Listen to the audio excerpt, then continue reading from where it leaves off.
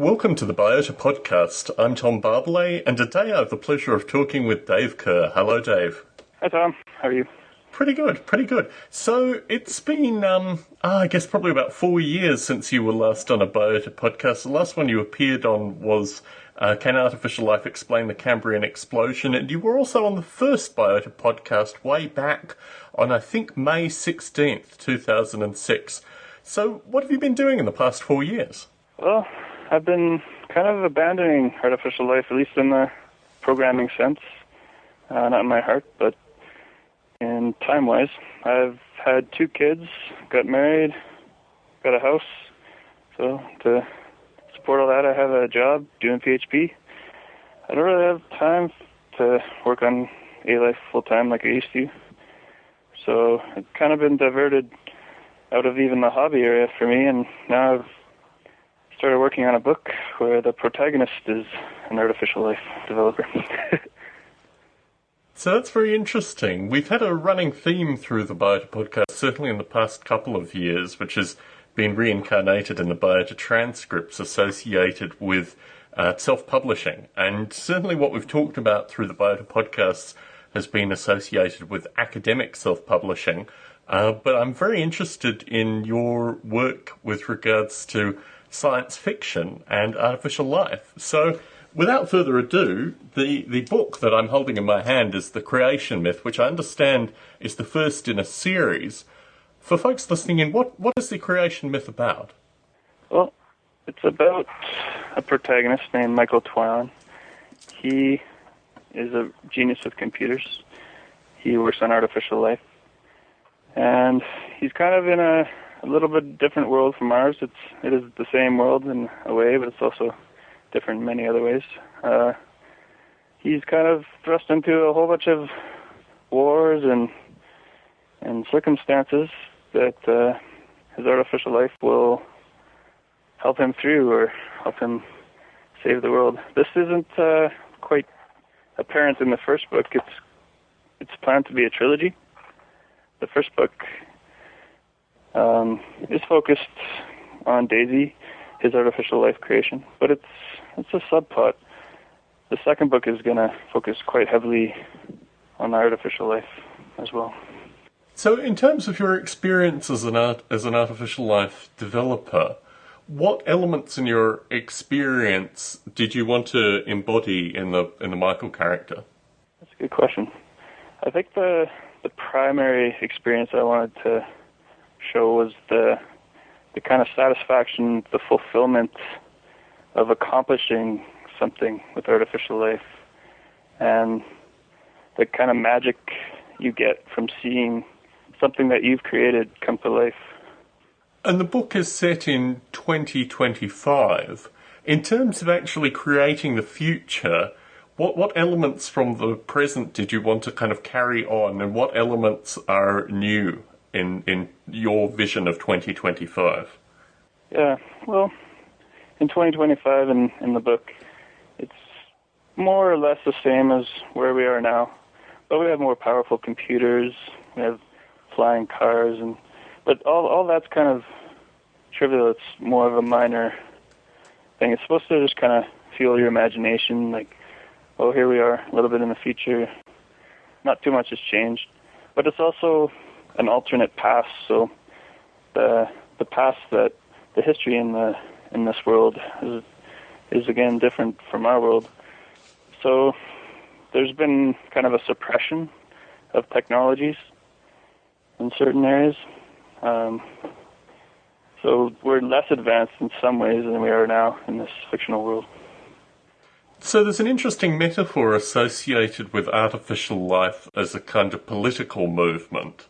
And certainly I found that in your writing, and I think it's a similar theme in my own writing, that artificial life really almost embodies a particular kind of politics, which isn't quite cyberpunk, and it's certainly not really affiliated with contemporary politics. Can you talk about that idea of artificial life almost like a political movement, and how that's embodied in the creation myth?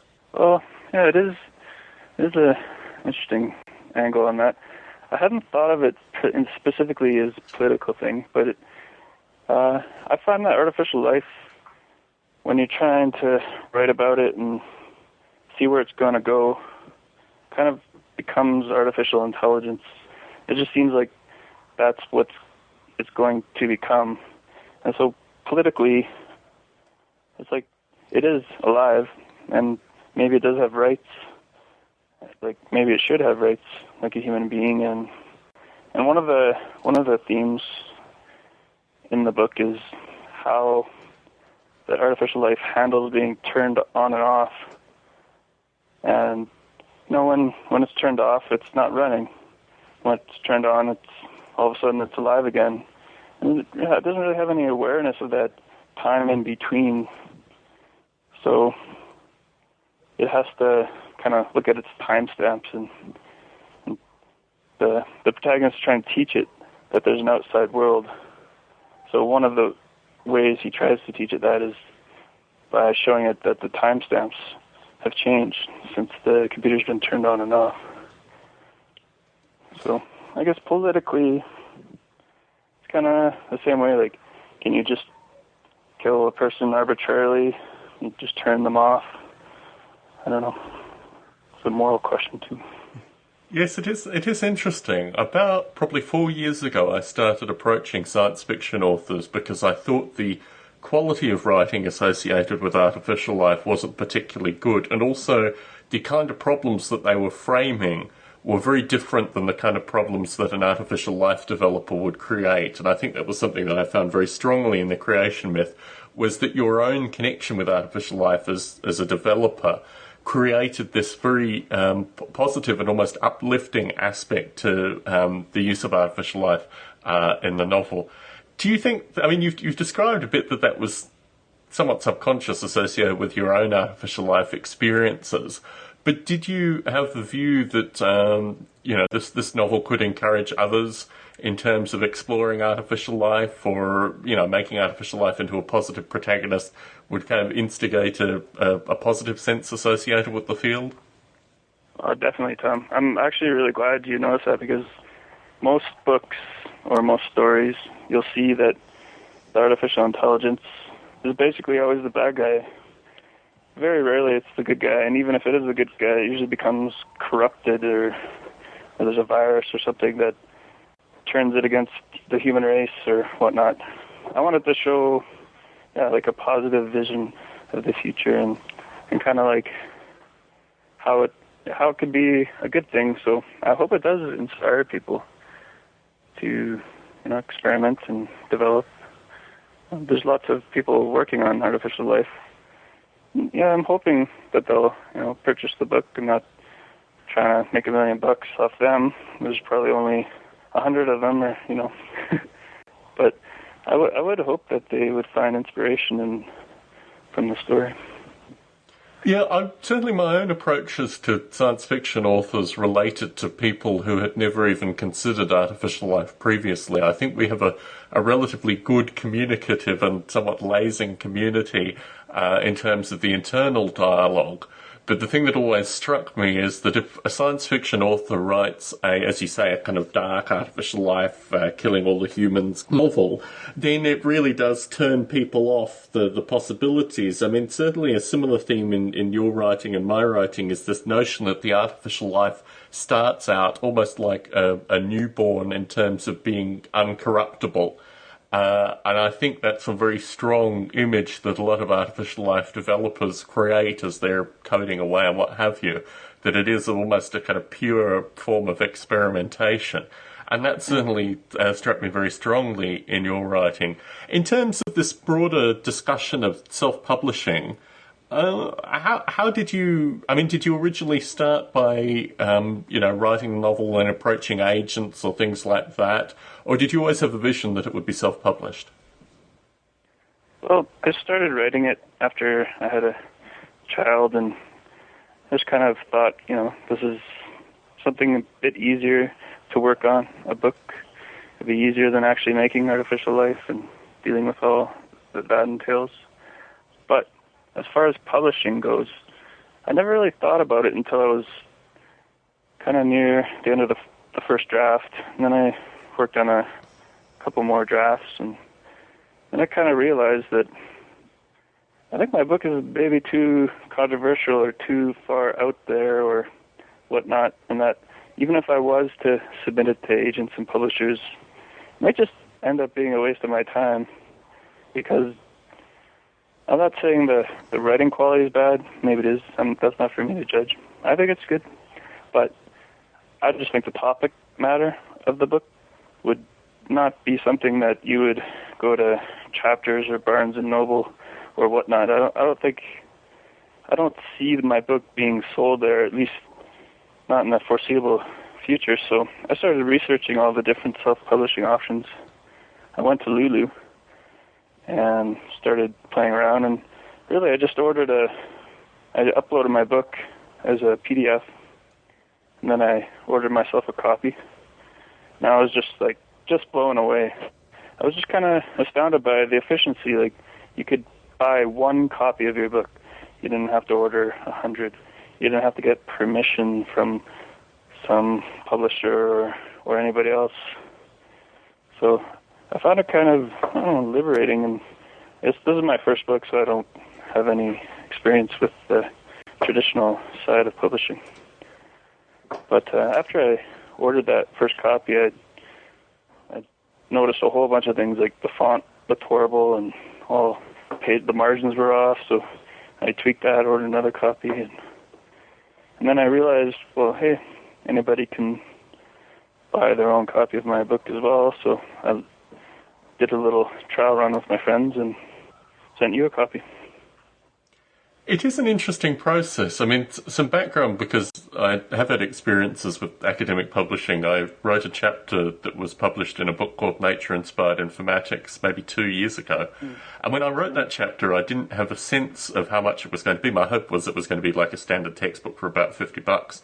And they put it up for $180, which I was actually quite offended with. I mean, my whole notion, as appears to be yours, is that you want to get your information out there. You don't want to create some artificial obstacle.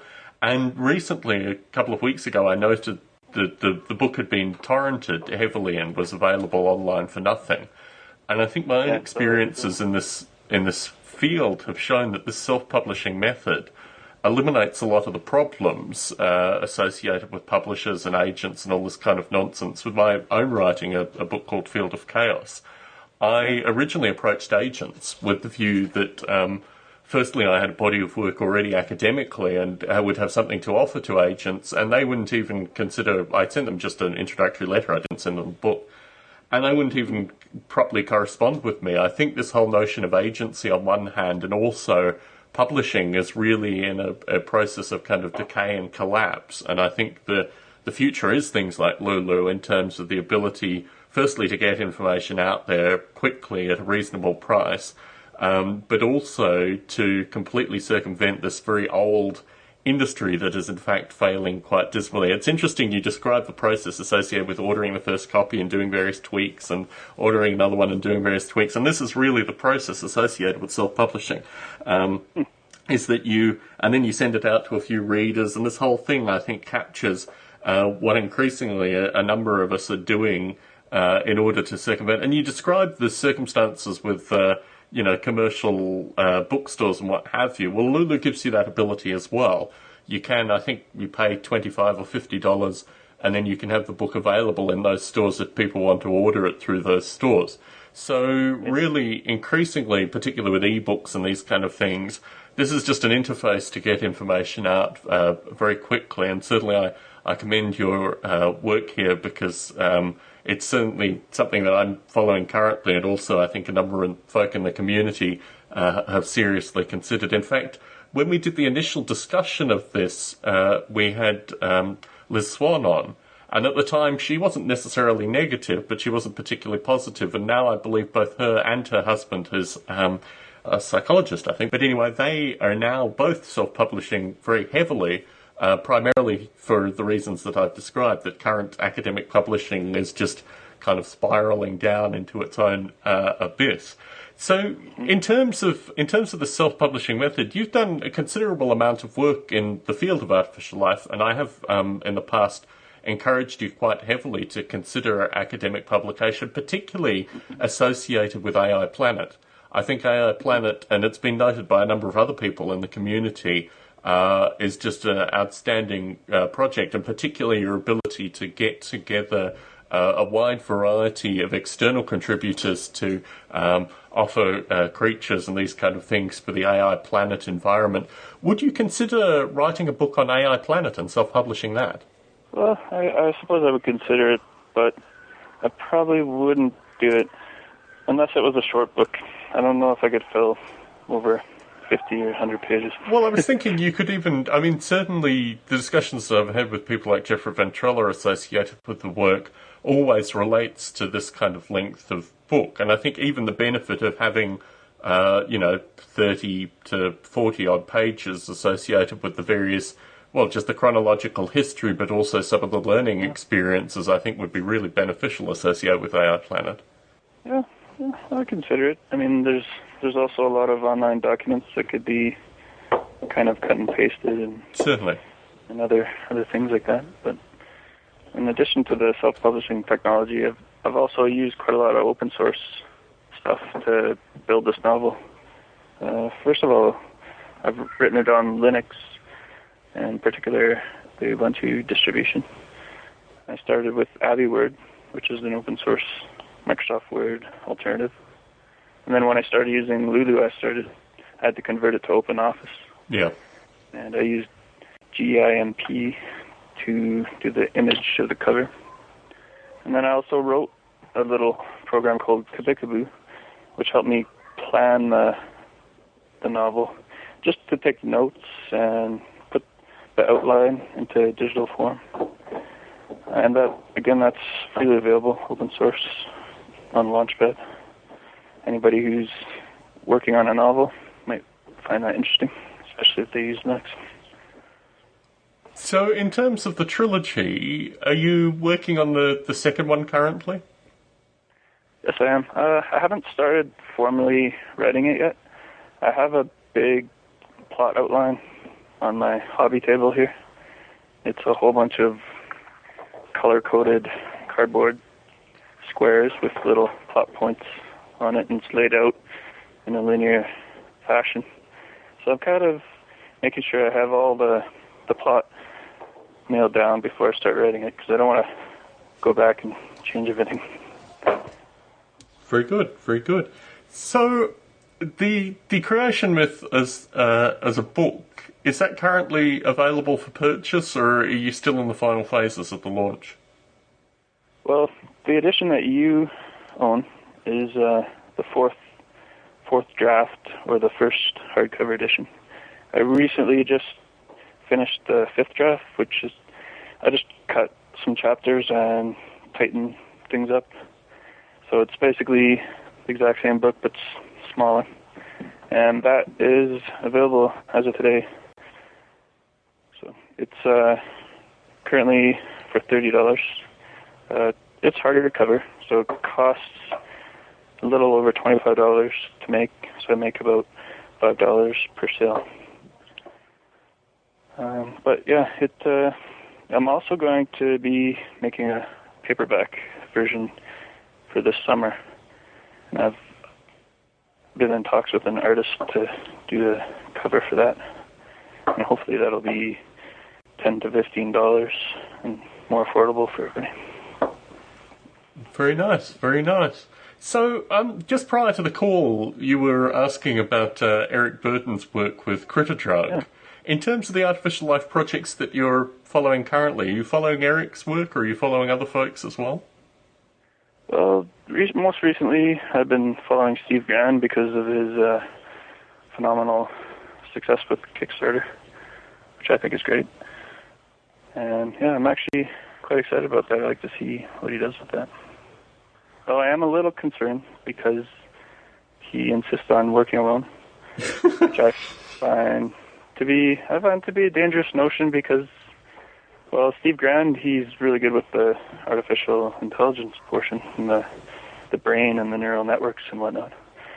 And my concern is that he gets carried away with the environment and the physics and stuff of that nature, because when I worked on AI Planet, initially it was supposed to be just artificial intelligence stuff, and I just ended up getting totally into the environment and focusing very heavily on that, and it's a rabbit hole. It's never is perfect enough, and it can always add more features. So I hope he makes it. Yes. He accomplishes his goal. Yes. It is funny, actually, the notion of constantly tweaking the environment. I mean, my solution with Noble Ape was to actually create separate simulations and then have a kind of notion of completeness. But I certainly remember with AI Planet that it was a kind of continued arms race, for want of a better metaphor, in terms of actually tweaking the environment. And yes, I think Steve was certainly talking about an open API when I spoke to him, and I think that's going to be really critical in terms of these questions of environment in particular, because I think if he maintains an open API, then he will be giving the community the opportunity to create their own environments, which may circumvent the concerns that you have. Well, that was the initial goal of Artificial Planet, and even with my subsequent project Nature, was to make an environment so that people like Steve Grand wouldn't have to worry about it, and you could just basically focus on your artificial life and artificial intelligence. But really, it's a massive project, because as you start getting into the environment, you start realizing it needs rules, and you can't just let the artificial life change the environment at its will, or else it would just like instantly become omnipotent. And you have to give it rules, right? And how do you give it rules? You need some kind of cue for their actions so that they have to wait their turn, so to speak. And then their processor power, you can't let them hog the whole CPU, or they'll just be thinking forever between each time tick. So yeah, basically you end up kind of almost writing an operating system, which is a huge undertaking, really. Yeah, it is an interesting idea that artificial life simulations, particularly a certain level of complex artificial life simulations, are fundamentally like operating systems, and it's certainly a metaphor that I've thought about considerably, and others have as well, with Noble Ape, most recently a fellow at Google, but also my friend Pedro Ferreira at CERN. They both had developed this quite elaborate operating system model for Noble Ape. I think it's also things that Larry Yeager has considered with Polyworld, particularly these issues, as you describe, of memory and processor management. You really do, as these artificial life simulations become, well, maybe not richer or more complex, but certainly have more entities involved, you really do have to do almost operating system-like memory and processor management. So, in terms of Eric Burton's work in particular, I've interviewed Eric periodically, and I really like some of the vision that he brings to the artificial life community. I found on YouTube only a few days ago someone had remixed one of my interviews with, in fact, the most recent interview with Eric Burton, and put some Apex Twin behind it and did various other things, which I found quite funny. But in terms of Eric's particular vision of artificial life, are you relatively sympathetic to that, or do you have a different take? What's your view with Eric's work? I think what he's doing is fantastic. I haven't been able to contribute to it, but I have played with it, and that's great. I think he would be a perfect target for my book. I think he'd really enjoy it. And anybody who's worked on that project, crediting, I think would really enjoy my novel. Yeah, there are solid elements of Eric Burton, and he's one of these characters that's actually quite an enigma. I mean, mainly because I've been communicating with him probably about 3 or 4 years now. I don't really get a sense of him as a person because I've never seen a photograph of him.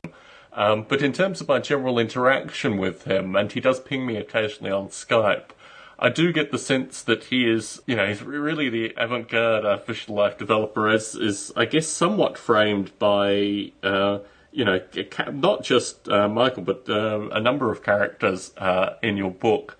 A kind of following theme that comes through all of this, and certainly Eric is very strong in this regard, but obviously, I mean, we have people like Bruce Damer as well who participate in the artificial life community, is this notion, I don't even want to use the term psychedelics, but there is this notion of kind of very deep psychotropic alternative culture elements in the artificial life community.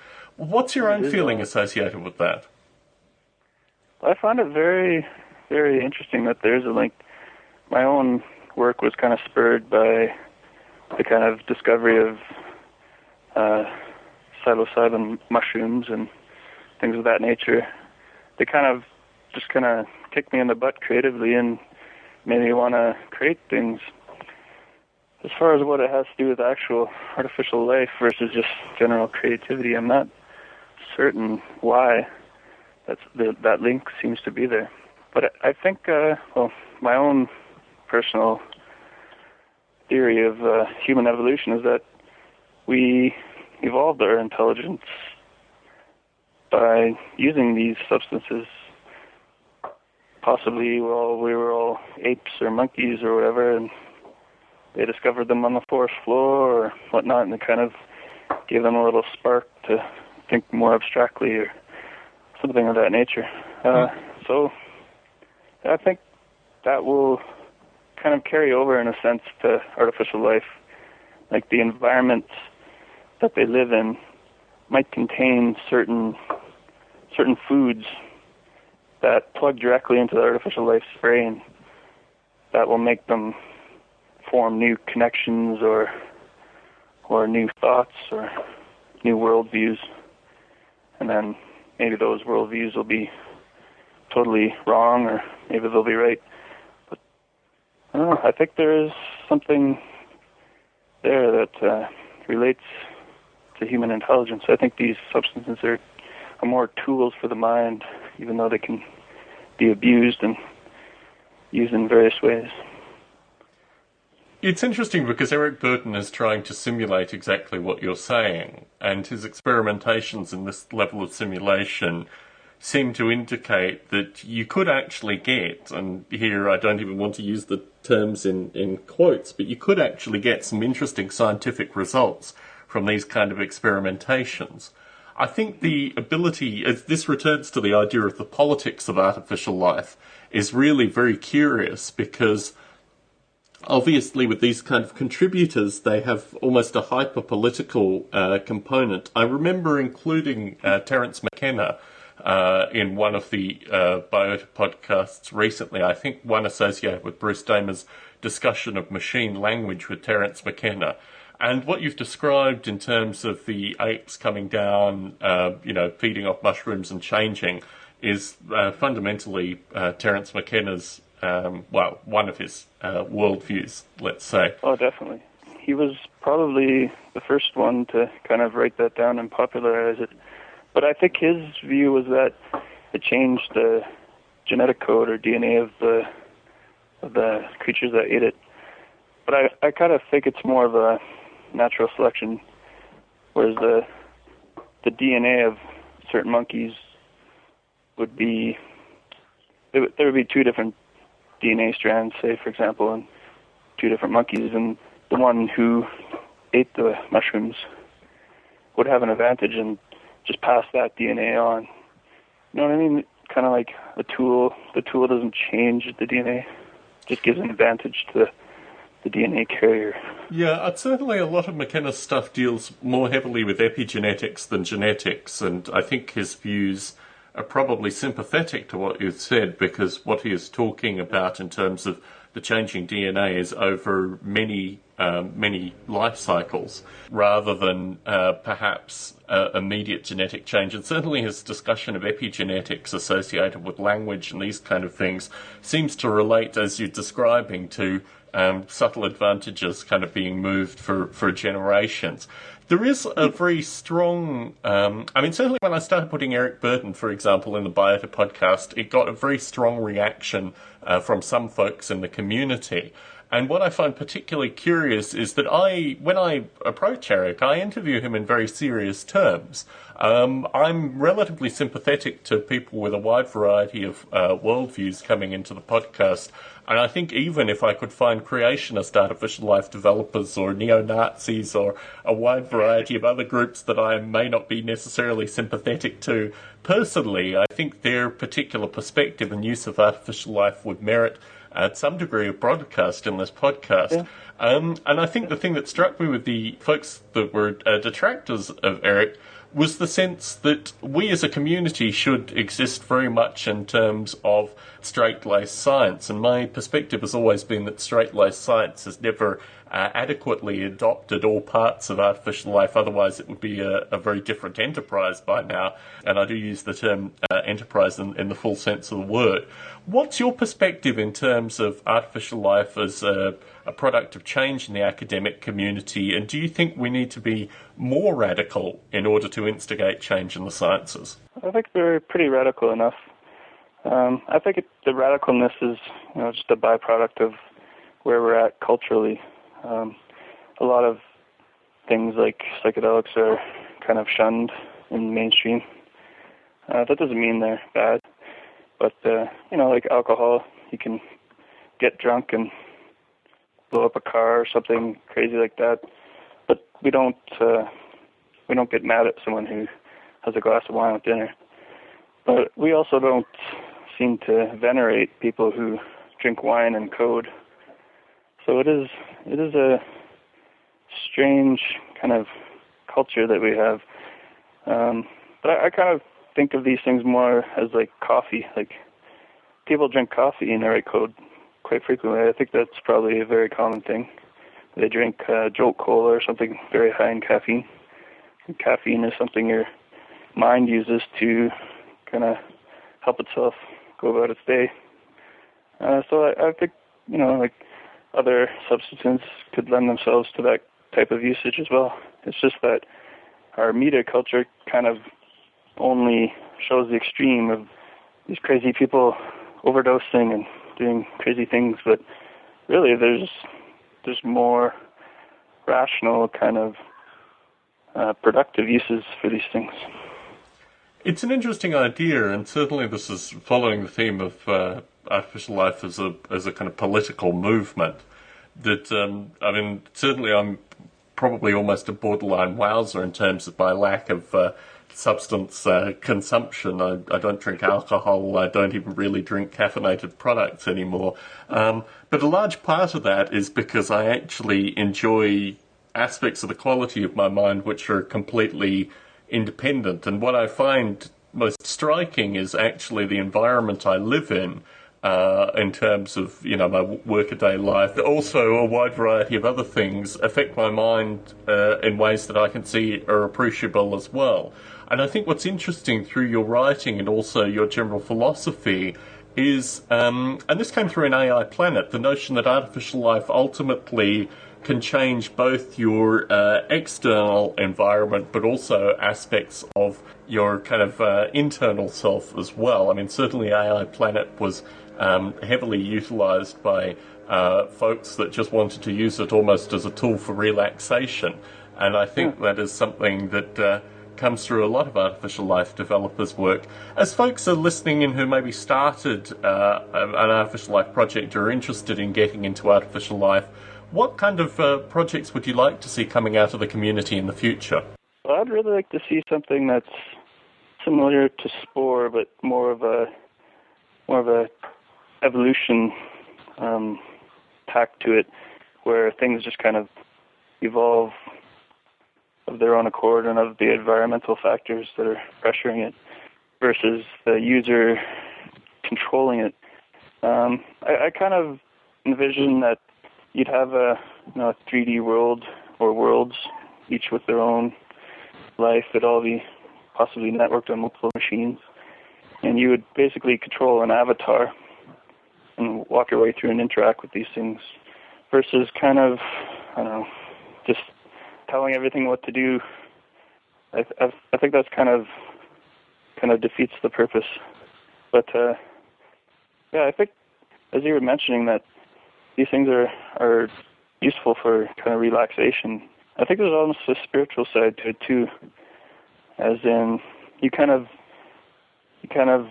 get to see like the sunrise and the birds flying over, and like, wow, that looks really neat. And it rains and there's clouds and the river makes a gurgling and the fish are eating their food, and it can be pretty nice to experience, just like in real life. You go camping or hiking and sit down beside a lake and enjoy it.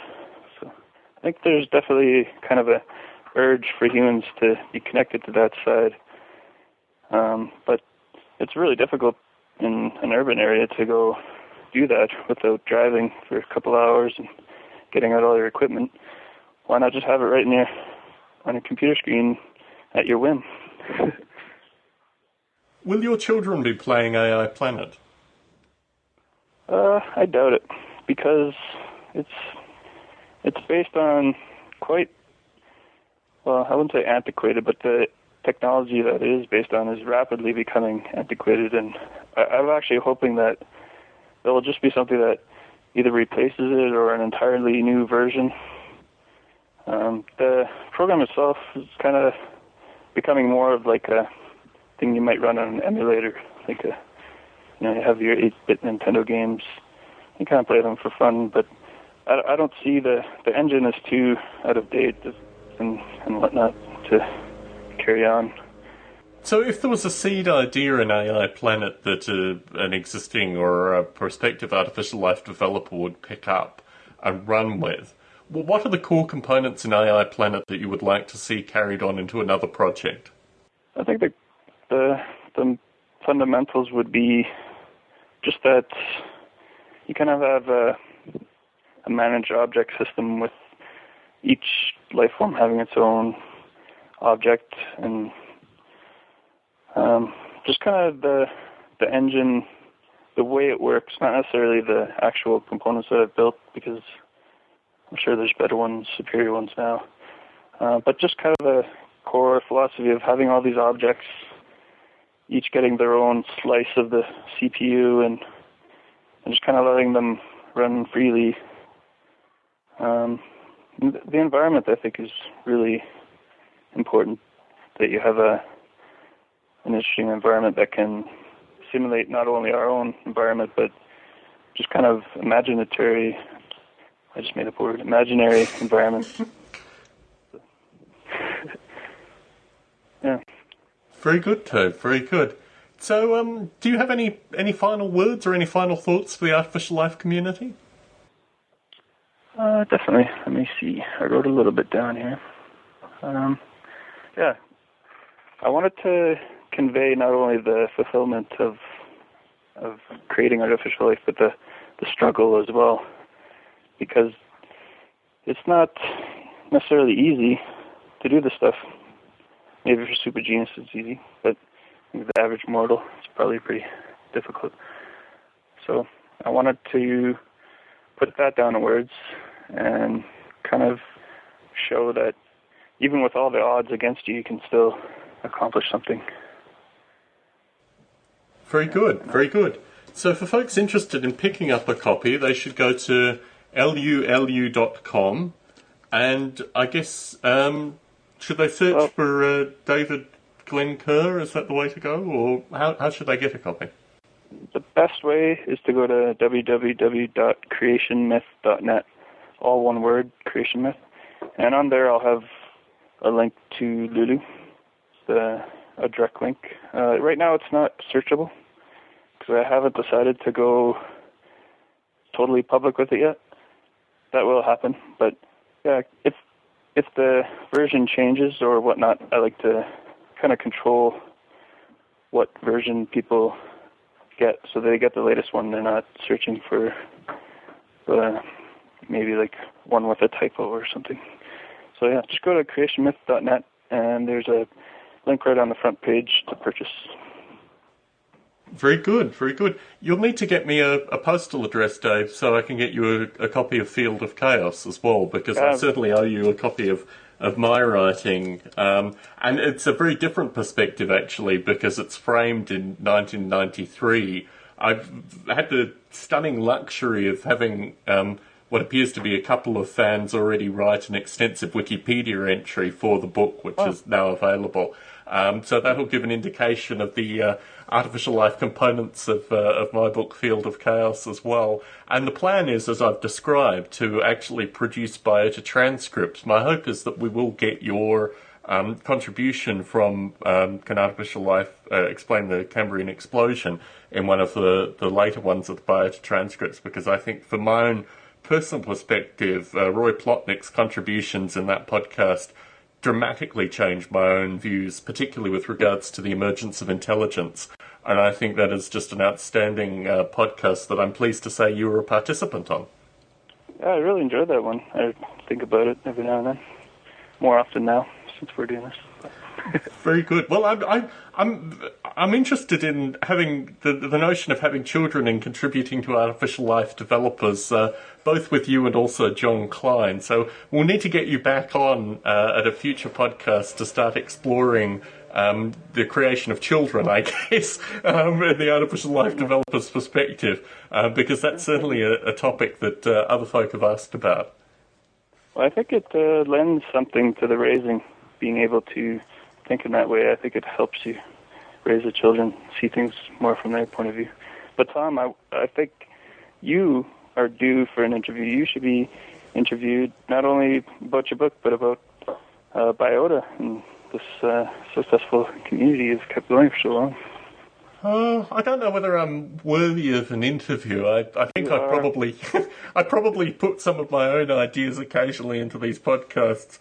But certainly it was a real luxury to be able to sit down and actually spend a couple of days at Bruce Damer's place. We are a community that I think is very diverse, and certainly this comes from my original communications with you back, I think, in 2002 when you first contacted me. And to actually be in the physical presence of other artificial life developers is a very rewarding thing in and of itself. Well, anyway, Dave Kerr, it's been an absolute pleasure to have you on Biota today. And let's make sure that it isn't 4 years since your next appearance. I'm very interested in hearing your thoughts on a wide variety of topics, so we'll need to get you on sooner. Anytime.